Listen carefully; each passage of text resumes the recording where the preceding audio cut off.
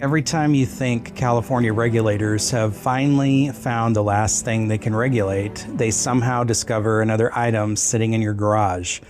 Cars, regulated. Fuel, regulated.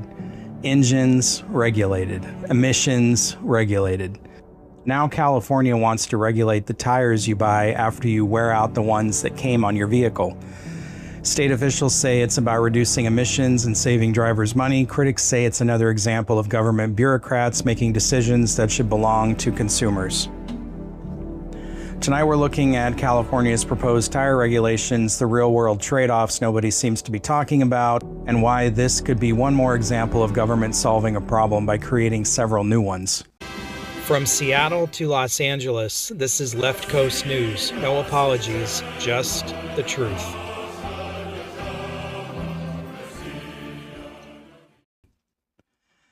Welcome back to Left Coast News. If you're new here, this is the channel where we dig beyond the headline and look at what's actually happening across Washington, Oregon, California, and the rest of the West Coast. If you appreciate fact-based analysis and real conversations about the policies affecting your daily lives, make sure you subscribe and join the discussion. Let's get into it.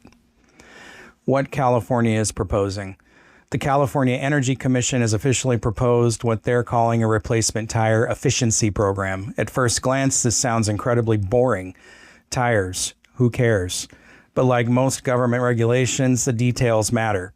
The state claims there is a loophole in current vehicle efficiency standards. Automakers spend millions designing vehicles that meet federal and state fuel economy requirements. Part of that equation includes low rolling resistance tires that help maximize fuel economy. The state's argument is that once consumers replace those factory tires, many purchase aftermarket options that provide better grip, better performance, or lower cost, but are less fuel efficient. California regulators believe this undermines the environmental gains they expected from the original vehicle design. Their solution? Require replacement tires sold in California to meet state-approved efficiency standards. Beginning in 2028, replacement tires would have to meet new rolling resistance requirements.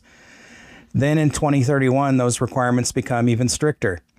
Any tire that fails to comply could be prohibited from sale in California.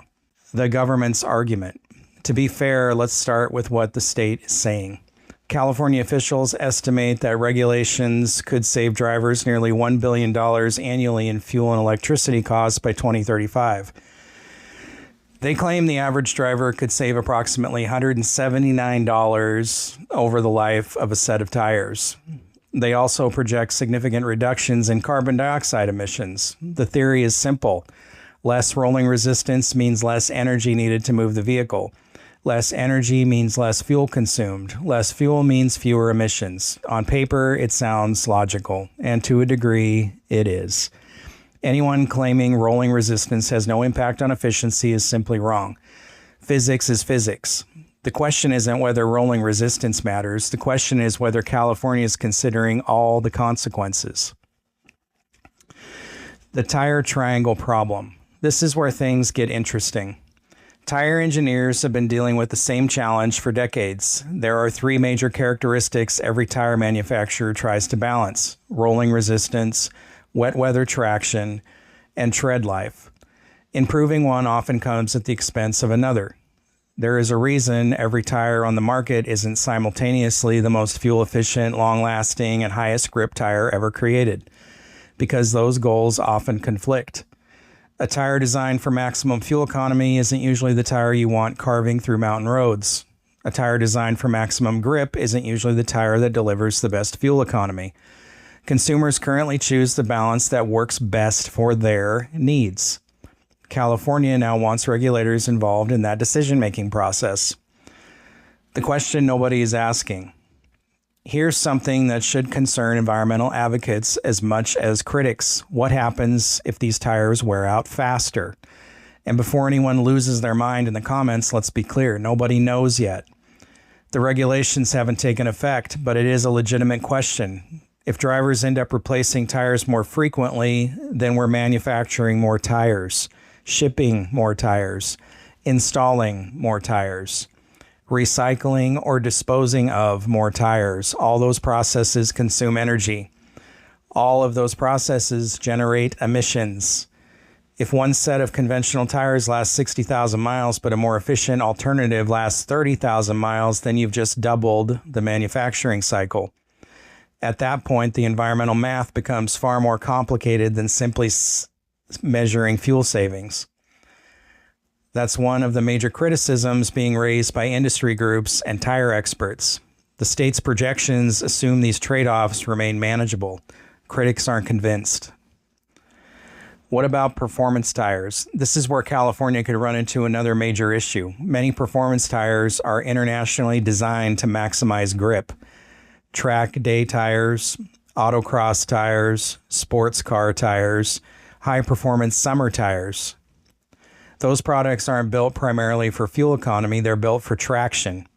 If the regulations become restrictive enough, some of those products could disappear from California's market entirely, not because consumers stop buying them, not because manufacturers stop making them, but because regulators determined they are no longer fit within the approved efficiency standards. Whether you're a racing enthusiast or not, that raises an important question. Should consumers have fewer options because regulators prefer a different set of priorities? The bigger issue. Honestly, this story isn't really about tires, it's about a growing trend. Government agencies increasingly moving beyond setting broad goals and into directing specific consumer choices. California already regulates fuel.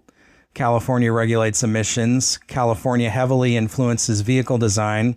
California is pushing aggressive electric vehicle mandates, and now California wants to influence which replacement tires you can purchase. At some point, voters need to decide where the line is. Should government establish standards and let markets adapt, or should government determine which products consumers are allowed to purchase?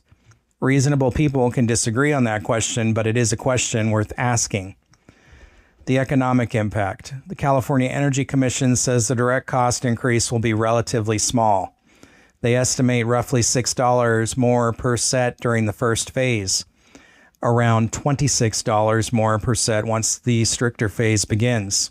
Those numbers may prove accurate, or they may not.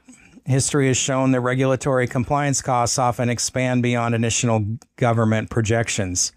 Additional testing, additional reporting, additional certification requirements, additional administrative burdens, those costs don't disappear. Eventually, they get passed on to consumers. And right now, consumers are already dealing with higher costs for groceries, insurance, housing, utilities, fuel, and vehicle maintenance. Even small increases matter. At the end of the day, California's tire proposal highlights a larger debate happening throughout the West Coast. Who should decide what trade-offs matter most? The consumer spending their own money, the manufacturer designing the product, or government regulators pursuing policy objectives? Maybe California's projections will prove correct. Maybe drivers will save money. Maybe emissions will drop. But before these rules become law, Californians deserve honest answers about the potential downsides, not just the projected benefits. Because once government gains authority over another part of the marketplace, history shows that authority rarely moves in only one direction.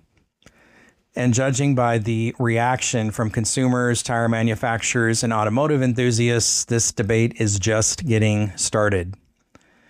What do you think?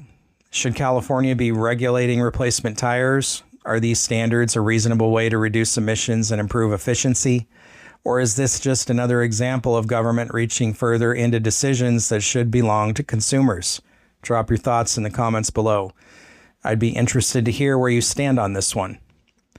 Once again, thanks for watching Left Coast News. Please like, share, and follow us on all your social media sites. Thanks for watching.